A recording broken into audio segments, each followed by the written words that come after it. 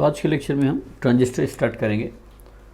अभी तक मैंने आपको डायोड पढ़ा दिया है। तो ट्रांजिस्टर में क्या होता है कि बाईपोलर जंक्शन ट्रांजिस्टर है और यूनिपोलर जंक्शन ट्रांजिस्टर है। दो तरह के ट्रांजिस्टर होते हैं। हमारे सिलेबस में केवल और केवल बाईपोलर जंक्शन ट्रांजिस्टर है, इसलिए हम केवल बाईपोलर जंक्शन ट्रांजिस्टर पर काम करेंगे।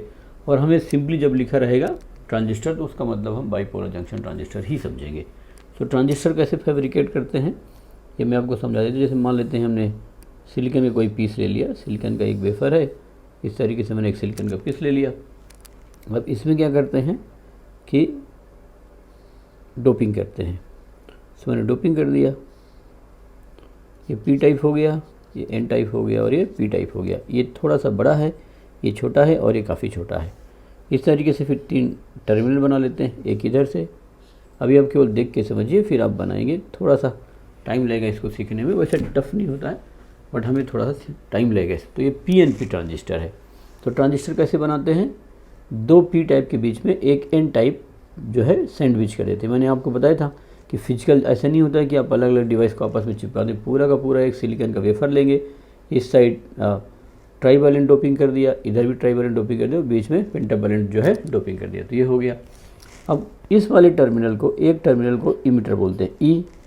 जो बीच वाला है that is known as base और ये कहलाता है कलेक्टर। तो इसके 3 टर्मिनल हो गए, इमीटर जो चार्ज कैरियर इमिट करेगा, कलेक्टर जो चार्ज कैरियर को रिसीव करेगा, और ये बेस है, इसका लेयर काफ़ी थिन होती है। तो ये सब, और ये पीएनपी ट्रांजिस्टर हो गया। इसको सिंबल, ये तो हमने ब्लॉक डायग्राम उसका बना रखा है, इसका सर्किट सिंबल हम लोग बना सकते हैं ट्रांजिस्टर का। से सर्कल बना लिया, यहाँ नीचे जो बनाते हैं वो बेस कहलाता है। फिर एक और एक लाइन यहाँ से खींच लेते हैं, ये बाहर आ गई और इस तरीके से। तो ये इमीटर बना लिया मैंने, और ये कौन सा हो गया, कलेक्टर। अब इसमें क्या करते हैं, एरो लगाते हैं। तो एरो हमेशा इमीटर टू एरो, इमीटर और बेस के बीच में होगा, और पी टू एन होगा। ये कौन सा है, पी टाइप। तो यहाँ पी टाइप था तो मैं एरो ऐसे लगा दूंगा। So this is direction of arrow. तो ये पीएनपी ट्रांजिस्टर का सिंबल हो गया। सो मैंने जो यहाँ पर बना रखा है वो बना रखा है पीएनपी ट्रांजिस्टर।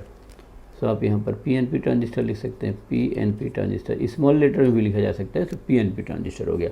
सो पीएनपी ट्रांजिस्टर कैसा ट्रांजिस्टर होता है, जिसमें 2 पी के बीच में एक एन सैंडविच रहता है। एरो किधर से किधर लगाएंगे, एरो हमेशा लगेगा इमीटर और बेस के बीच में, और एरो लगेगा हमेशा P to N. Arrow conventional direction को शो करता है, और कन्वेंशनल डायरेक्शन कहाँ से फ्लो करेगी, पी टाइप पॉजिटिव से निगेटिव की तरफ पॉजिटिव चार्ज का फ्लो नेचुरल जिधर की तरफ होगा वो बना सकते हो। तो ये पीएनपी ट्रांजिस्टर हो गया। इसी तरीके से हम यहाँ पर एनपीएन ट्रांजिस्टर ले सकते हैं। तो यहाँ पर ये बना लिया मैंने, ये थोड़ा सा बड़ा बना लेते हैं इधर की तरफ। ये दोनों थोड़ा इक्वल साइज के दिख रहे हैं। तो मैं इस वाले पोर्शन को हटा देता हूँ यहाँ से।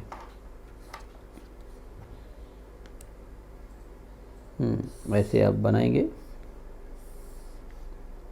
यहाँ पर। तो ये पी एन और इधर वाला थोड़ा बड़ा बना दिया। हाँ, थोड़ा सा साइज उसकी बड़ी होती है, ऐसा नहीं कि बहुत अब नॉर्मली बना दिया जाए, बट कलेक्टर की साइज उसे। तो ये कौन सा बना दिया, एन पी, और ये एन बना दिया। इधर की तरफ 1, 2 और 3 टर्मिनल बना देते हैं। सो एक एमीटर हो गया, ये बेस हो गया और ये कलेक्टर हो गया। इसका सर्किट सिंबल कैसे बनाएंगे, सर्कल बना लिए, कोई बहुत जरूरी नहीं होता कि सर्कल बनाए, लेकिन ये ऐसे बनाएंगे। तो यहाँ पर ये बेस हो गया, ये इमीटर और ये कलेक्टर। कहीं भी बना सकते हैं, पहचानते एरो से हैं। तो ये कलेक्टर वाली लीड निकाल दिया, यहाँ हमारी इमीटर वाली लीड निकाल दिया। अब जो इसका एरो का डायरेक्शन होगा वो कहाँ से होगा, पी टू एन होगा। Direction of arrow is from P to N, यहाँ पर बना लिया हमने। तो एक इसके इक्वल हो गया N P N, so that is N P N. तो 2 तरह के ट्रांजिस्टर हो सकते हैं। तो मेरे को लगता है कि अभी 1-2 बार आपको तो डायग्राम बनाने में होगा, फिर इसका ऑपरेशन समझेंगे। 10+2 में हम पूरे ऑपरेशन को विजुअलाइज नहीं कर सकते, तो एक बार अपने को विजुअलाइज करने में तो थोड़ा दिक्कत रहेगी इसके अंदर करंट वगैरह के, लेकिन क्वेश्चन लगाने में जो हमारे सिलेबस में है उसमें आपको कोई भी दिक्कत नहीं आएगी। सो ट्रांजिस्टर समझने की जगह पर हम उस पर क्वेश्चन लगाने पर कंसंट्रेट करेंगे। फिजिकली ट्रांजिस्टर एक जो है इसको इंटरप्रेट करना या इसके करंट को विजुअलाइज करना थोड़ा सा चैलेंजिंग होता है। ये एक ऐसी डिवाइस है जिसके लिए नोबेल प्राइज़ अवार्ड किया गया है जीन बर्डिन को। सो नोबेल प्राइज़ वाली डिवाइस है। सो मेरे को नहीं लगता कि इतनी आसान तरीके से हम इसको फिजिकली अंदर समझ सकते हैं, बट हाँ कुछ मैं विजुअलाइजेशन प्रोसेस आपको जैसे सिखाता हूँ वैसे करेंगे। इतना बहुत चैलेंजिंग भी नहीं है कि हम इसे नहीं कर सकते। सो ट्रांजिस्टर में क्या होता है कि 2 N के बीच में एक P आ जाता है या एक P के बीच में एक N आ जाता है। सो इस तरीके से हम उसको सैंडविच कर देते हैं और सैंडविच करने के बाद हम इसको बना सकते हैं। अब इसमें यह है कि किसका साइज़ क्या होता है, किसकी डोपिंग लेवल क्या है, तो हम ये आसानी से समझ सकते हैं। तो इमिटर, बेस और कलेक्टर हमारे पास 3 चीज़ें हैं। तो यहाँ पर मैं लिख लेता हूँ इमिटर, ये बेस और इधर की तरफ क्या लिख लिया, कलेक्टर। 3 हो गया, इमिटर, बेस एंड कलेक्टर। अब हमारे पास 2 तरह की चीज़ें और इसमें आती हैं कि हम इसको जो है क्या करते हैं। सबसे पहले आता है डोपिंग। तो क्या तीनों को इक्वली डोप करेंगे, इक्वली डोप नहीं करेंगे। तो इनकी जो डोपिंग होती है वो तीनों की इक्वल नहीं होती है। इमिटर को क्या करना है, चार्ज कैरियर प्रोवाइड करना है। सर्किट में करंट फ्लो के लिए चार्ज कैरियर कौन प्रोवाइड कर रहा है, इमिटर प्रोवाइड कर रहा है। तो जो चार्ज कैरियर प्रोवाइड कर रहा है उसके पास चार्ज ज़्यादा होना चाहिए, इसलिए इमिटर की डोपिंग क्या होती है, हाई होती है। तो इमिटर की डोपिंग ले लेंगे और डोपिंग के बाद क्या अपने को लिखना है, साइज। ये 2 कभी कभी छोटे छोटे क्वेश्चन पूछ लेता है। सो इमिटर की जो डोपिंग होगी, इमिटर इज़ हाईली डोप्ड, तो इसकी डोपिंग हाई होगी, इसकी डोपिंग लो होगी और इसकी डोपिंग मीडियम होगी। तो कलेक्टर की कम होती है और बेस की डोपिंग भी कम होती है और बेस की साइज़ भी क्या होती है, सबसे कम होती है। इसके बाद इसकी साइज़ के लिए देखें, सो मीडियम, इसकी साइज़ मीडियम होगी, ये जो है इसकी साइज़ स्मॉल होगी और इसकी साइज़ क्या होगी, लार्ज होगी। तो सबसे बड़ा कौन सा होता है, सबसे बड़ा है कलेक्टर साइज में, क्योंकि कलेक्टर को चार्ज कैरियर को कलेक्ट करना है। कलेक्ट करेगा, चार्ज कैरियर जाएंगे, कोलाइड करेंगे तो हीट ज़्यादा रिलीज़ करेगा। तो चार्ज कैरियर को कलेक्ट करने की वजह से इसका साइज़ हम लोग क्या रखते हैं, ज़्यादा रखते हैं। और इसका साइज़ मीडियम और ये काफ़ी स्मॉल होता है। जितना स्मॉल हो उतना बेटर होता है। वेस्ट हमें तो देखो ऐसी डिवाइस बनाना है जिसमें 2 PN जंक्शन हो। अभी तक हमने एक ऐसी डिवाइस पढ़ी है जिसमें सिंगल PN जंक्शन है। हम ऐसी डिवाइस बनाना चाहते हैं जिसमें 2 PN जंक्शन हो। सो 2 PN जंक्शन वाली यदि हमें डिवाइस बनाना है तो 2 PN जंक्शन कैसे बनाएंगे, एक PN हो गया और एक PN हो गया, इसलिए मैंने PNP लगा दिया। यहाँ पर भी NP है और NP है तो यहाँ पर भी 2 PN जंक्शन होगा, एक ये PN जंक्शन हो गया, एक ये PN जंक्शन हो गया, है ना। तो हम 2 जंक्शन की डिवाइस बनाना चाहते हैं। मैंने आपको जंक्शन की प्रॉपर्टी बताई थी कि यदि हमारे पास एक सिलिकॉन हो, सिलिकॉन का एक वेफर हो, उसमें एक टाइप हम ट्राइवेलेंट इम्प्योरिटी ऐड कर देते हैं, एक तरफ पेंटावेलेंट इम्प्योरिटी ऐड कर देते हैं, तो बीच में एक जंक्शन बन जाता है, डिप्लीशन लेयर क्रिएट हो जाती है, बैरियर पोटेंशियल आ जाता है। अब मैंने आपको ये बात बताई थी कि यदि आप उसमें करंट फ्लो कराना चाहेंगे तो फॉरवर्ड बायस में करंट मिलती है और रिवर्स बायस में करंट नहीं मिलती है। यदि आप ब्रेक डाउन करा करके रिवर्स बायस में करंट चाहते हैं तो आप ब्रेक डाउन करा करके यूज़ कर सकते हैं, बट ऐसे स्पेशली डिज़ाइंड ही जो है डायोड होते हैं जिनको कर सकते हैं। तो जो हमने प्रॉपर्टी डायोड की पढ़ी थी उसी तरह की प्रॉपर्टी यहाँ पर होगी। फॉरवर्ड बायस में करंट देगा और रिवर्स बायस में करंट नहीं देगा। तो आप आगे समझेंगे। सो यहाँ पर इमिटर क्या रोल है, so emitter provides charge carrier, emitter provides charge carrier, ये चार्ज कैरियर देता है, चार्ज प्रोवाइड कर, emitter provide charge carrier, therefore तो इसकी डोपिंग ज़्यादा कर दिया, therefore it is heavily doped, तो इसकी डोपिंग होती है वो ज़्यादा होती है। तो emitter provide charge carrier, therefore it is heavily doped. Collector receives, ये collects, collector receives charge provided by emitter,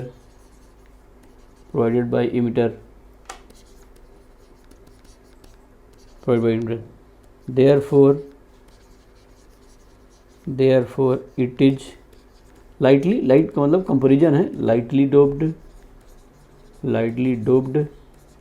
and large in size। तो ये अपने को फ़ायदा हो गया। तो हम बनाना तो 2 टर्मिनल डिवाइस, 2 PN जंक्शन चाहते हैं, 2 PN जंक्शन बना रहे हैं हम वहाँ पर। सो 2 PN जंक्शन हमें बनाना है। तो हम 2 PN जंक्शन बनाने के लिए जो है इस तरह की डिवाइस लिया। नहीं तो हम क्या करना चाहते हैं, एक तरफ से करंट को दूसरी तरफ ले जाते। तो लार्ज इन क्या लिख सकता हूँ मैं, इसको साइज लिख सकता हूँ। तो आप समझ लो मैंने क्या बताया। Emitter provides charge carrier, therefore it is heavily doped. Collector receives charge provided by emitter, therefore it is lightly doped and large in size. जिसकी साइज क्या होगी, बड़ी होगी। बेस जो है वो स्मॉल होगा साइज में और उसकी डोपिंग भी क्या होगी, लो होगी। तो इस तरीके से हम क्या कर सकते हैं, इमिटर, बेस और कलेक्टर के बारे में बता सकते हैं।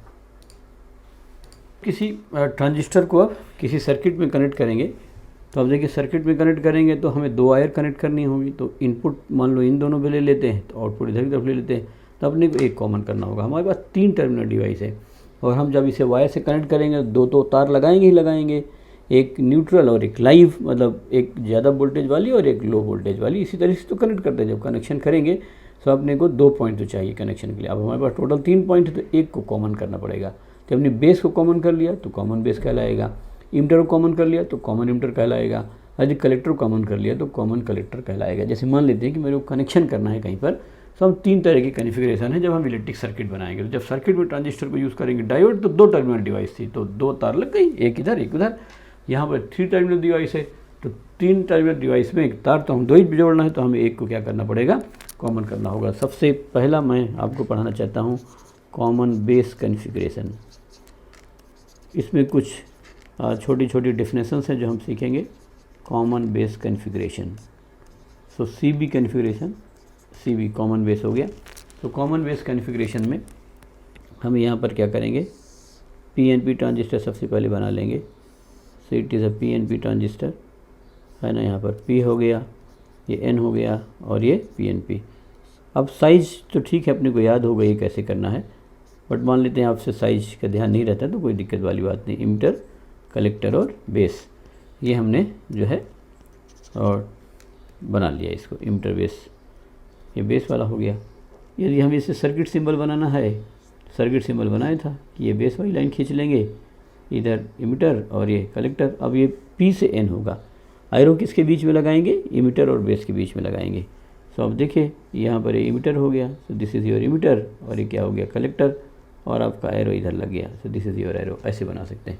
अब मुझे इसको सर्किट में कनेक्ट करना है। सर्किट में कनेक्ट करने के लिए हम इसमें जो है रेजिस्टेंस लगाएंगे, बैटरी यूज़ करेंगे, इस तरीके से कर सकते हैं। बिना रेजिस्टेंस के हम डायोड तो यूज़ करते नहीं थे। तो मान लिया मैंने इधर की तरफ एक रेजिस्टेंस लगा दिया, RC, कहीं पर भी लगा सकते हैं, लेकिन कलेक्टर साइड में तो हम रेजिस्टेंस लगाते ही लगाते हैं। इसके बाद फिर अभी हम इसे किससे कनेक्ट करेंगे, बैटरी से कनेक्ट करेंगे। सो P टाइप है तो इसको रिवर्स बायस रखने की कोशिश करते हैं। तो P टाइप है, यहाँ पर ये वाला P टाइप है। अभी मैं बैटरी से कनेक्ट करके बताता हूँ। तो पॉजिटिव हो गया और ये क्या हो गया, निगेटिव हो गया। इधर की तरफ यदि आप लगाना चाहें तो इधर की तरफ से रेजिस्टेंस लगा भी सकते हैं, नहीं भी लगा सकते हैं, बट लगाया जा सकता है। बट एक तरफ हमने लगा दिया तो हमारा जंक्शन अब डिस्ट्रॉय नहीं होगा। ये मैंने बताया था कि उसका डायोड जब फॉरवर्ड में करंट फ्लो कराएगा तो जो कलेक्टर की तरफ है उधर की तरफ हमने रेजिस्टेंस लगा दिया। अब ये P है तो इसको तो फॉरवर्ड बायस करना चाहता हूँ मैं, तो P से P कर दिया। कोई ज़रूरी नहीं है कि इधर की तरफ ऐसे ही बायसिंग हो। बायसिंग किधर की तरफ होगी ये भी मैं आपको आगे लिखा दूंगा। बायसिंग हम कर सकते हैं कि हम क्या चाहते हैं, किस मोड में ट्रांजिस्टर को चलाना चाहते हैं, तो हम इस तरीके से बता सकते हैं। अब यहाँ पर भी यही है, इस तरीके से हम यहाँ पर बैटरी कनेक्ट कर देते हैं।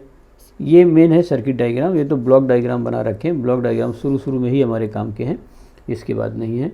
हमें तो सर्किट सिंबल बनाना पड़ता है तो हम ऐसे बना सकते हैं। तो ये हो गया, इस तरीके से हमने कनेक्ट कर दिया, RC हो गया। अब जो कलेक्टर साइड की बैटरी है उसको BCC नाम दे देता हूँ, और जो इमीटर साइड की बैटरी है उसे BEE या B डबल बेस में कर देता हूँ। तो BEE ऐसे कोई भी सिंबल दे सकते हैं, तो डबल सिंबल दे रहे हैं। तो बैटरी के लिए सेम लेटर यूज करेंगे 2 बार, और बाकी के लिए भी मैं जंक्शन के बारे में बताता हूँ। थोड़ा सा समझने में समय लगेगा, लेकिन ये कोई इतना मुश्किल नहीं है। तो हमने एक तरफ क्या लगा दिया है, रेजिस्टेंस, इधर की तरफ भी रेजिस्टेंस लगाएंगे। अभी मैंने यहाँ पर नहीं लगा रखा डेफिनेशन पढ़ाने के लिए, बट हम इधर की तरफ भी क्या करेंगे, रेजिस्टेंस लगाएंगे ही लगाएंगे, तो लगा सकते हैं। अभी फॉर द टाइम बिंग मैंने नहीं लगाना है। तो ये कौन सा ट्रांजिस्टर का कॉन्फ़िगरेशन हो गया, PNP का हो गया। इसी तरीके से आप क्या कर सकते हैं, NPN ट्रांजिस्टर के लिए बना सकते हैं। सो यहाँ पर NPN ट्रांजिस्टर के लिए बना दिया जाए। सो मैंने ये बना लिया, यहाँ पर N P और ये कौन सा हो गया, N हो गया इधर की तरफ, और ये और यहाँ बेस हो गया NPN में। अब हम जब इसे जो है ऐसे मिलाएंगे इस तरीके से, तो निगेटिव हो गया और ये पॉजिटिव हो गया, यहाँ पर कनेक्ट कर दिया। यदि यहाँ लेंगे तो मान लेता मैंने रेजिस्टेंस लगा दिया, तो इसे तो रिवर्स करना है, तो इसे रिवर्स करने के लिए इसको, यदि मेरे को इसको रिवर्स बायस में लगाना है तो ये N वाले को किससे ज्वाइन करना पड़ेगा, पॉजिटिव टर्मिनल से। ये जनरली ऐसे करते हैं एक्टिव मोड में चलाने के लिए, मोड में भी आपको आगे सिखाऊंगा। तो इसे प्लस से ज्वाइन कर दिया, फिर माइनस से। बैटरी लगाने की टेंशन नहीं है आपको किधर लगाना है, बैटरी लगी हुई आती है एग्ज़ाम में, पता रहता है उसकी बायसिंग की हुई होती है, बट शुरू में हम ऐसे समझ सकते हैं। तो इमीटर हो गया, इधर की तरफ बेस हो गया, और एक कौन सा हो गया, कलेक्टर हो गया। कलेक्टर साइड का रेजिस्टेंस कौन सा हो गया, RC। यदि आप इसको सिंबल सर्किट सिंबल के फॉर्म में लगाना चाहते हैं तो ये बेस हो गया, इधर इमीटर हो गया और ये हो गया। अब आप देखिए हमें एरो तो कहाँ से कहाँ तक लगेगा, P to N, NPN है, NPN, तो ये तो P हो गया और बाकी दोनों N हो गए, है ना। ये कौन सा है, PNP, एरो P से N की तरफ, और ये कौन सा है, P to N, तो ये P हो गया। जब बेस P है तो दोनों N हो गए, क्योंकि बेस अपोजिट होता है, बेस बीच में P है तो दोनों तरफ N आ जाएगा, बेस बीच में N है दोनों तरफ P आ जाएगा। तो ऐसे बता सकते हैं। अभी कलेक्टर साइड का है, तो आप यहाँ पर एक रेजिस्टेंस ये ले लिए, और फिर आप यहाँ पर इस तरह से बैटरी क्या कर सकते हैं, कनेक्ट कर सकते हैं। तो ये मैंने बैटरी कनेक्ट कर दिया, और इधर की तरफ अभी मैंने रेजिस्टेंस नहीं लगाया है, बट अभी आगे क्वेश्चन लगाते समय हम रेजिस्टेंस लगा सकते हैं, तो लगा दिया। अभी कलेक्टर साइड की जो बैटरी है वो BCC कर दिया, और इधर जो इमीटर साइड की बैटरी है वो BEE या BBB बेस साइड में, ऐसे हम बता सकते हैं। सो दैट इज़ BCC, और यहाँ पर जो बैटरी लगा रहा हूँ मैं BEE लगा रहा हूँ। तो इस तरीके से हम सर्किट के कॉन्फ़िगरेशन बना सकते हैं। देखिए बेस को मैंने कॉमन कर रखा है, बेस इमीटर की तरफ से भी जुड़ा हुआ है और बेस कलेक्टर की तरफ से भी जुड़ा है। तो बेस को हमने दो कनेक्शन में कॉमन कर रखा है, इधर एक सर्किट बनाना चाहते ये, और एक सर्किट ये बनाना चाहते, तो बेस को मैंने दोनों में यूज़ कर रखा है, एमीटर वाले की तरफ भी और कलेक्टर वाले की तरफ भी, इसलिए हम लोग इसको बोलते हैं कॉमन बेस कॉन्फ़िगरेशन। यहाँ पर भी यही है, बेस को मैंने दो जगह यूज कर रखा है, तो ये भी क्या कहलाता है, कॉमन बेस कॉन्फ़िगरेशन कहलाता है। अब इसमें छोटे छोटे कुछ पॉइंट्स होंगे। तो आप सबसे पहले देखो करंट कैसे मार्क करेंगे, सर्किट में ही आ जाते हैं। तो आप देखिए इसी डायरेक्शन में करंट मार्क कर लिया करो, तो ये इधर से करंट गई, तो कौन सा हो गया, इमीटर। ऐसा कोई जरूरी नहीं कि एक्सटर्नल और सिंबल ही करंट सेम हो, बट एक कन्वेंशन है तो आप ऐसे ला सकते हैं, आप कुछ भी मान सकते हैं, उसको उल्टा ही मान सकते हैं, बट आप इससे मैच करते हुए करंट मानिए। तो IB हो गया, IE हो गया, ये बेस है, तो बेस की तरफ जाने वाली करंट का नाम क्या कर दूंगा, IB, और कलेक्टर की तरफ जाने वाली करंट का नाम कर दूंगा IC। तो इधर की तरफ से कौन सी करंट आ गई, IC यहाँ। अब आप कोई भी जंक्शन पकड़ लीजिए, मान लो मैं ये जंक्शन पकड़ता हूँ, तो इधर से कौन सी करंट आई, IB, इधर से कौन सी आई, IC, इधर बाहर कौन सी चली गई, IE। सो हमेशा IE किसके इक्वल होगा, IB प्लस IC के बराबर होगा। यह मैच करते हुए डायरेक्शन बना दीजिए, तो ये इधर हो गया, तो इमीटर की तरफ हो गई, तो IE, ये बाहर निकल रही है, तो ये दोनों करंट कहाँ आएंगी, अंदर। आप एकदम उल्टा मान सकते हैं करंट, कोई दिक्कत नहीं, लेकिन आप हमेशा मेरी तरह माने जैसे मान रहा हूँ। यदि IE अंदर जा रहा है तो ये दोनों बाहर जाएंगे, यदि IE बाहर आ रहा है तो इन दोनों को अंदर भेज दिया करो। क्यों, क्योंकि इमीटर ही चार्ज कैरियर प्रोवाइड करता है।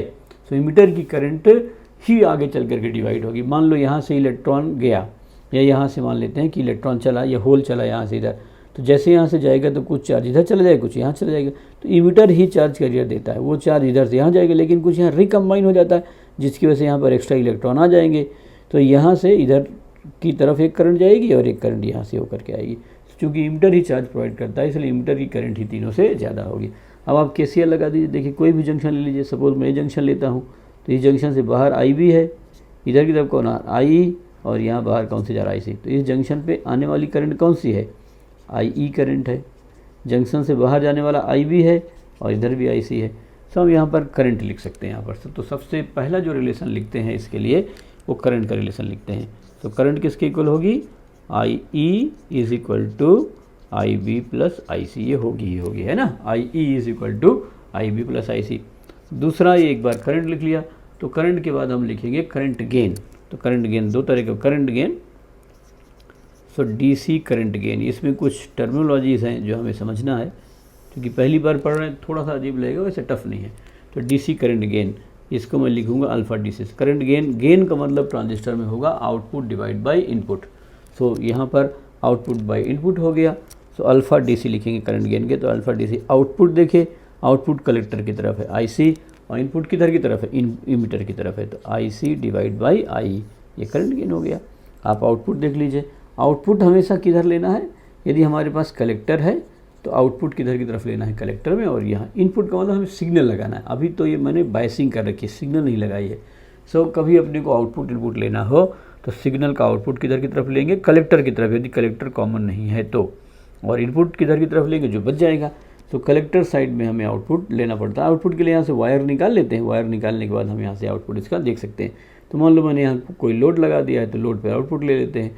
ये मैंने बायसिंग कर रखा है। बायसिंग करने का मतलब मैंने बैटरी को इस तरीके से कनेक्ट कर रखा है जिससे वो जंक्शन फॉरवर्ड और रिवर्स हो जाए। ये अभी सब धीरे धीरे करके क्लियर हो जाएगा। पहले हम डेफिनेशन देखने का प्रयास करते हैं ना। ट्रांजिस्टर में विजुअलाइजेशन थोड़ा मुश्किल है, बट हम आसानी से कर सकते हैं। सो एक तो ये हो गया करंट गेन। करंट गेन का मतलब आउटपुट डिवाइड बाय इनपुट। ये याद रख सकते हैं कि आउटपुट करंट IC है और इनपुट करंट I है। सो आप ये लिख लीजिए है ना, IC इज़ आउटपुट करंट। धीरे धीरे याद हो जाएगी है ना, एरो से देख के नहीं बता सकते आप, आपको याद रखना पड़ेगा कि इस कन्फिग्रेशन में कौन सी आउटपुट है और कौन सी इनपुट है। और IE जो है वो कौन सी करंट हो गई, इनपुट करंट हो गई। तो इस तरीके से हम क्या कर सकते हैं, आउटपुट और इनपुट करंट बता सकते हैं। थर्ड है AC current gain. AC current gain का मतलब आप यदि इनपुट चेंज करेंगे तो आपका आउटपुट भी क्या है, चेंज हो जाएगा। सो गेन का यहाँ पर गेन का मतलब होगा आउटपुट बाय AC का मतलब होगा कि चेंज कर रहे हैं आप, तो AC करंट गेन। सो यहाँ पर मैं लिख सकता हूँ AC करंट गेन। तो AC करंट गेन का मतलब अल्फ़ा AC होगा। वैसे तो DC वाला ही पूछता है अपने से, बट फिर भी आप ध्यान, तो अल्फ़ा AC किसके इक्वल होगा, delta IC divide by delta I, बस ऐसे बता सकते हैं। Change in output current, change in collector current divide by change in जो है इमिटर करंट ये ले सकते हैं। तो delta IC is the change in, है ना, delta IC change in collector current. तो चेंज इन कलेक्टर करंट हो गई है ना, आउटपुट करंट में चेंज। और जो डेल्टा I है वो क्या चीज़ है, चेंज इन इमिटर करंट। तो चेंज इन इमिटर करंट, तो इमिटर करंट का जो चेंज है वो यहाँ आ जाएगा। तो हम लोग इस तरीके से सॉल्व करके बता सकते हैं। अब नेक्स्ट है अपने को वोल्टेज गेन बताना है और करंट गेन बताना है। सो नेक्स्ट है voltage gain. So voltage gain को मैं AB से लिखूँगा, AB symbol. So voltage gain जो होता है वो output voltage divide by input voltage. अभी मैंने आपको बताया कि आउटपुट कहाँ लेना है, कलेक्टर साइड में, तो V होगा IC इंटू RC। इनपुट किधर की तरफ लेना है अपने को, इमीटर में, तो IE इंटू कितना हो जाएगा, RE हो जाएगा। तो इस तरीके से मैं क्या बता सकता हूँ, इसका करंट गेन बता सकता हूँ। ये RI लिख दूंगा मैं अभी आगे, IC बाई I, ये करंट गेन की वैल्यू जो थी, अब देखिए यहाँ पर करंट गेन अल्फ़ा कितना था, IC बाई I, तो ये तो अल्फ़ा हो गया। तो ये हो जाएगा अल्फ़ा और ये output resistance divide by input resistance, ऐसे आप बताएंगे। तो ये आ गया आपको, है ना। सो वोल्टेज गेन किसकी इक्वल होगा, output voltage divide by input voltage. Output कहाँ ले रहे हैं, कलेक्टर की साइड में, तो उसका वोल्टेज होगा V is equal to IR और इनपुट भी V is equal to IR, ऐसे बता सकते हैं। तो करंट गेन हो गया, वोल्टेज गेन हो गया। वोल्टेज गेन के बाद अपने को क्या लिखना है, पावर गेन लिखना। तो इतनी चीज़ें ही किसी ट्रांजिस्टर में निकालना होता है। समझने की जगह पर अभी आप इसके टर्म समझिए, क्योंकि वो पूछे जाते हैं। क्वेश्चन एकदम सिंपल होते हैं, विजुअलाइज करना स्टूडेंट के लिए फर्स्ट टाइम जो है थोड़ा सा टफ होता है। तो यदि हम पावर गेन लिखेंगे तो पावर गेन का मतलब है आउटपुट बाय इनपुट, ये ट्रांजिस्टर की लैंग्वेज है। तो power output divide by power, और आउटपुट किधर ले रहे हैं, कलेक्टर में, तो IC स्क्वायर इंटू RC, और ये हो जाएगा IE स्क्वायर, और ये R इनपुट ले लेता हूँ मैं, चलो इनपुट रेजिस्टेंस मान लिया, IC बाई वो अल्फ़ा है, तो alpha square R output divide by कितना हो जाएगा, R इनपुट। यहाँ हो गया, इससे बता सकते हैं। अब आप चाहें तो इसको दोनों को अलग अलग लिख सकते हैं। तो power gain is equal to alpha कर लीजिए into alpha R output divide by R input. तो ये क्या चीज़ था, AB था। So power gain is equal to alpha into AB। Alpha current gain है और AB वोल्टेज गेन है। तो पावर गेन किसके इक्वल होगा, power gain is equal to current gain into voltage gain. तो इस तरीके से बता सकते हैं। तो छोटे छोटे कैलकुलेशन है, ऐसा नहीं है। तो जैसे हम ले रहे हैं ट्रांजिस्टर में, यहाँ पर आपको बताया कॉन्फ़िगरेशन है। एक दो दिन तो अभी आपको कॉन्फ़िगरेशन समझने बनाने में लग जाएगा। ये भरोसा रख के पढ़ना कि एकदम आसान सा होता है। पहले सर्किट बनाना सीखिए। तो ये कौन सा ट्रांजिस्टर बनाया मैंने, PNP। आप यहाँ का एरो देख लिया करो, तो एरो P to N जाएगा, मतलब P हो गया N। तो यदि बेस N है तो दोनों तरफ P होगा। यहाँ एरो इधर से जा रहा है तो एरो तो P से जाएगा, तो ये P हो गया। यदि बेस P है तो दोनों तरफ N होंगे, बेस का हमेशा अपोजिट होगा। और करंट आप कैसे बनाएंगे, इस एरो से मैच करते हुए बना देंगे। ये कोई ज़रूरी नहीं कैसे बनाया जाए, बट हम कन्वेंशनल करंट्स को मैच करते हुए बना देंगे। तो अब देखिए IE कहाँ आ रहा है, बाहर, और ये दोनों अंदर जा रहा है। तो अंदर जाने वाली करंट इज इक्वल टू बाहर जाने वाली करंट। यहाँ कौन सी है, अंदर जा रही है, और ये दोनों करंट बाहर जा रही है। तो inward current is equal to outward current. ये चार्ज कंजर्वेशन से हमारी वैल्यू आ जाएगी। इसके बाद फिर मैंने आपको डेफिनेशन बता दिया कि आई बी प्लस आई सी के इक्वल होगा। फिर डीसी करंट गेन या एसी करंट गेन, तो करंट गेन ले लिया। करंट गेन का मतलब output current divide by input current. Output current किधर की तरफ है, आईसी में है, और इनपुट करंट किधर की तरफ है, आईई है। ये हमें याद रखना है। एसी करंट गेन का भी डेफिनेशन बता दिया, बट अपने से कम पूछा जाता है। इसके बाद मैंने वोल्टेज गेन ले लिया, output voltage divide by input voltage. Output collector में ले रहे हैं तो आई सी इंटू आर सी और आई ई इंटू आर ई। बाद में मैंने ये तो यही लिखा, अल्फ़ा और आर ई की जगह लिख दिया आर आई इनपुट रेजिस्टेंस, और आर सी की जगह लिख दिया आउटपुट रेजिस्टेंस। इसी तरीके से पावर गेन ले लिया। पावर गेन हो गया current gain into voltage gain, या पावर गेन की वैल्यू होगी alpha square R nought by I. तो ये अभी हम जब इस पर न्यूमेरिकल लगाएंगे तो एकदम बहुत आसान हो जाएगा, कोई बहुत चैलेंजिंग नहीं है हमारे लिए। आगे अपने को इसमें लेना है कॉमन इमीटर कॉन्फ़िगरेशन। ये ज़्यादा इम्पोर्टेंट है, सिलेबस में भी यही है। हम जो चीज़ें पढ़ेंगे उसमें केवल कॉमन इमीटर कॉन्फ़िगरेशन है, बाकी तो कॉन्फ़िगरेशन हम पढ़ ले रहे हैं। तो कॉमन इमीटर कॉन्फ़िगरेशन, तो कॉमन इमीटर कॉन्फ़िगरेशन है। कॉमन इमीटर में इमीटर को कॉमन बनाएंगे। अब मैं इस बार केवल और केवल सर्किट सिंबल आपको बना देता हूँ, तो वहाँ से हम सॉल्व करके बताएंगे। तो ये हो गया, और इधर की तरफ बेस बना दिया, ये कलेक्टर और ये इमीटर। यदि पी टू एन बनाएंगे तो एन पी एन हो जाएगा, और है ना, तो यहाँ पी और एन, तो ऐसे बना दिया। तो ये पी हो गया, तो ये एन वाली एरो हो जाएगी एन पी एन, क्योंकि एरो किधर से जाता है, पी टू एन जाता है। ऐसे बना लिया। अब हम क्या करेंगे, इसमें रेजिस्टेंस लगा देंगे, और रेजिस्टेंस लगा के बैटरी लगा देंगे। तो ये पी टू एन है तो पॉजिटिव है, तो इसे तो फॉरवर्ड बायस कर देते हैं इमीटर वाले को, और फिर इधर की तरफ ले लेते हैं कलेक्टर के लिए, और कलेक्टर की बैटरी इधर कहीं भी लगा सकते हैं। तो ये कौन सा था, एन पी एन, तो एन है तो इधर को उल्टा कर देंगे, तो इसे प्लस लगा दिया, इसे माइनस लगा दिया। ये कनेक्शन नहीं करना पड़ेगा, बट आप एक तरफ को तो फॉरवर्ड बायस रखिए और एक तरफ को रिवर्स बायस रखिए, पी सी सी। और ये इधर बेस की तरफ की बैटरी है तो बी डबल बी, सिंबल आप कुछ भी लिख सकते हैं, कोई दिक्कत नहीं है, आर बी, और यहाँ पर कौन सा हो गया, आर सी। अभी यदि अपनी कोई चीज़ें क्लियर नहीं है तो आप इनके नाम लिख सकते हैं, बेस, कलेक्टर और इमीटर। वैसे तो इनकी ज़रूरत पड़ती नहीं है। इसी तरीके से फिर आप यहाँ पर भी बना सकते हैं। ये मैंने कौन सा ट्रांजिस्टर बनाया, एन पी एन, तो ये तो मेरा एन पी एन ट्रांजिस्टर के लिए हो गया। अब इसके बाद मैं किसके लिए बनाना चाहता हूँ, पी एन पी ट्रांजिस्टर के लिए, तो बेस, कलेक्टर और ये इमीटर हो गया। अब यहाँ पर एरो इधर की तरफ आ जाएगा, तो ये पी है और एन, तो ये एन पी एन ट्रांजिस्टर हो गया। ये कहाँ से है, एन टू पी, तो बेस बीच पी हो गया, और ये बेस कौन सा पी था, तो एन पी एन था, और ये पी टू एन गया तो बेस एन हो गया। तो यदि बेस एन हो गया दोनों पी हो जाएंगे, तो ये कौन सा हो गया, पी एन पी, क्योंकि बेस बीच वाला है तो ये पी टू एन एरो जाएगा।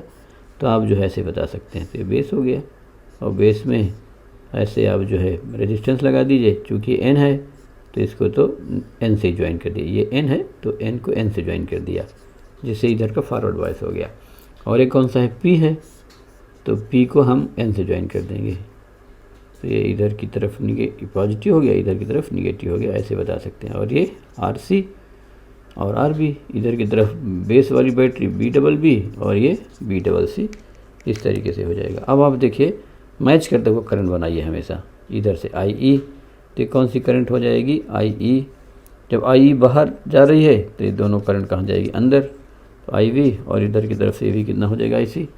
इधर की तरफ से ले रहे हैं, ये इमीटर कॉमन है, तो अंदर की तरफ करंट कितनी चली गई, आई ई, तो आई करंट अंदर है, तो बाहर की तरफ करंट आई बी चली गई, और इधर की तरफ भी करंट कितनी हो गई, ये अंदर है तो यहाँ से बाहर जाएगी। ये वाला एरो मैंने गलत लगा दिया, यहाँ से तो ये ऐसे बता सकता हूँ मैं, से बाहर करंट जा रही अंदर, तो बाहर, तो इधर करंट कैसे जाएगी, आईसी। करंट टोरेंट सब लगाना सीख जाएंगे, जैसे मैं कन्वेंशन बता रहा हूँ वो अपने लिए ज़रूरी है। अदरवाइज़ डायरेक्शन आप किधर भी ले सकते हैं, कोई यूनिवर्सल नहीं है कि जैसे करंट ले, बट आप हमेशा एरो से मैच करते हुए, तो यहाँ गई तो कुछ इधर करंट आ गई, कुछ इधर से करंट यहाँ निकल के चली गई, इधर से अंदर से करंट आई और ये आई, यहाँ से होती हुई इस वाली करंट ये आएगी इधर, और ये वाली करंट इधर से होती हुई यहाँ आ जाएगी। So I is equal to I V. तो दो सर्किट है, यहाँ से करंट आई तो कुछ तो इधर चली गई और कुछ इधर चली गई, बढ़ गई है। सो पहला तो होगा ही होगा कि आई ई जो है वो किसके इक्वल होगा, I E is equal to I B plus I C, होगा ही होगा। इसके बाद फिर करंट गेन पढ़ेंगे और वोल्टेज गेन पढ़ेंगे। उसको आप यहाँ पर करंट गेन लिखेंगे, करंट गेन लिख देता हूँ। करंट गेन को बीटा से लिखेंगे, तो डीसी करंट गेन लिखेंगे तो बीटा डीसी या सिंपली बीटा लिखेंगे।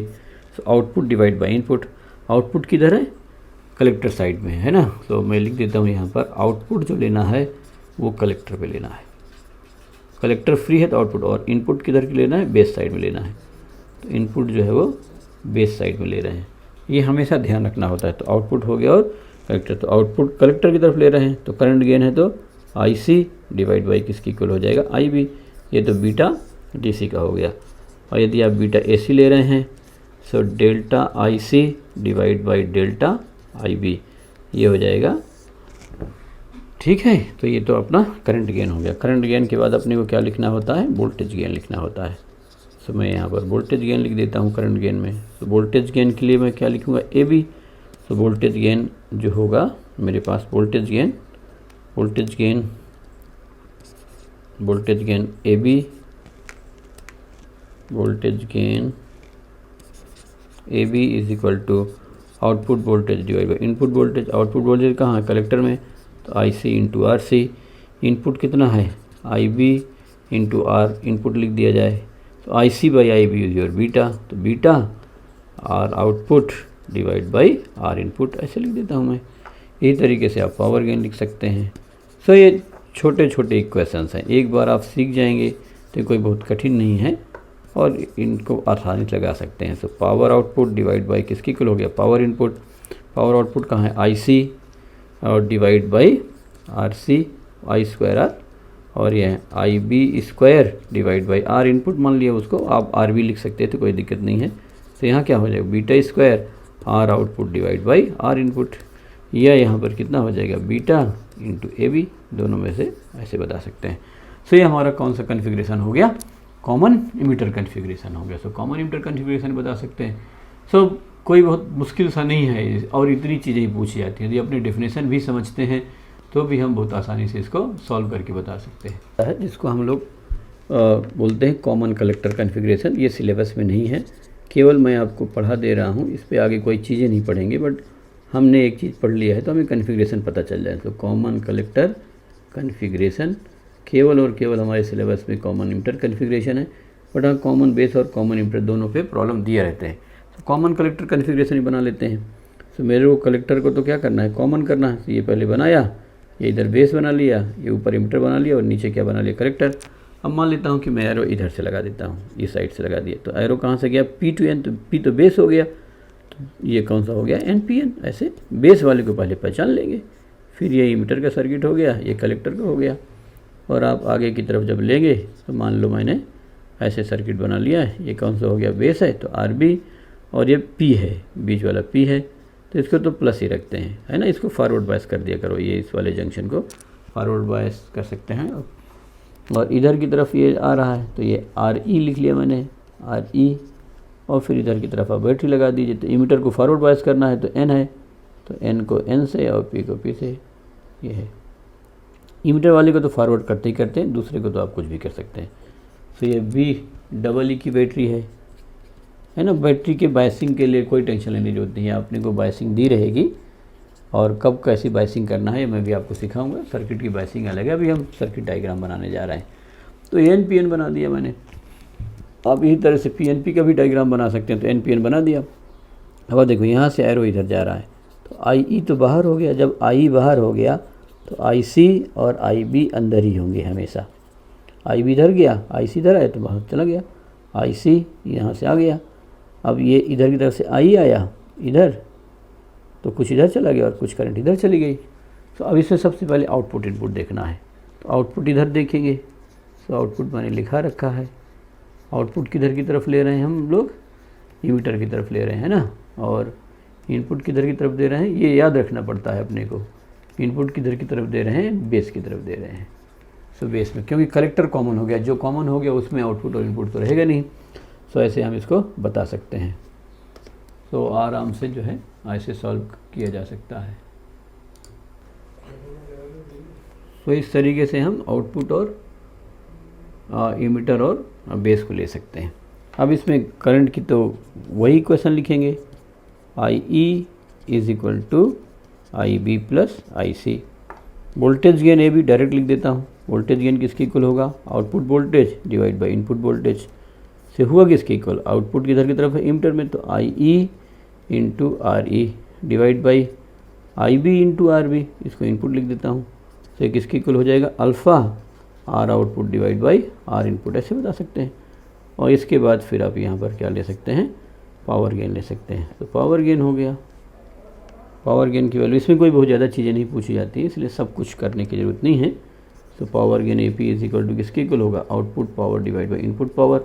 पावर होता है आई स्क्वायर आर, तो यहाँ कितना हो जाएगा, I E square into R E divide by I B square into R input, या आर बी भी लिख सकते हैं आप।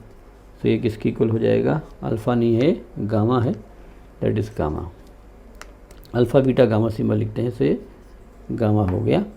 करंट गेन के भी वैल्यू नहीं लिखा, मैं भी करंट गेन लिख देता हूँ।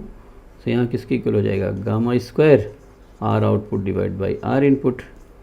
तो यहाँ हो जाएगा गामा करंट गेन और voltage gain A B. Current gain मैं लिखना भूल गया था यहाँ पर, तो इसकी नंबरिंग चेंज कर दिया जाए पहले। ये नंबरिंग तो इसकी कितनी होगी, नंबरिंग ये तो 3 हो जाएगी और ये क्या हो जाएगी 4। यहाँ पर मैं लिख देता हूँ। तो करंट गेन गामा से लिखूँगा, तो किसकी इक्वल हो जाएगी, आउटपुट करंट आई और इनपुट करंट आई बी, बस ऐसे बता सकते हैं। तो मैंने आपको सारी चीज़ें बता दिया यहाँ पर, आप दोबारा एक बार वीडियो देख करके चला सकते हैं, तीनों कंपेयर करके। फिर इसके बाद मैं अब आपको इसमें इनके फार्मूले निकलवाना, इनके करंट गेन के इक्वेशन डिराइव कराना, ये काम कर लेंगे। तो पहले ये डिफिनेशन वाला पार्ट एक बार प्रैक्टिस करके आप देख लीजिए, कोई बहुत कठिन नहीं है, अभी कुछ फिजिकली समझने का प्रयास नहीं करना है अपने को।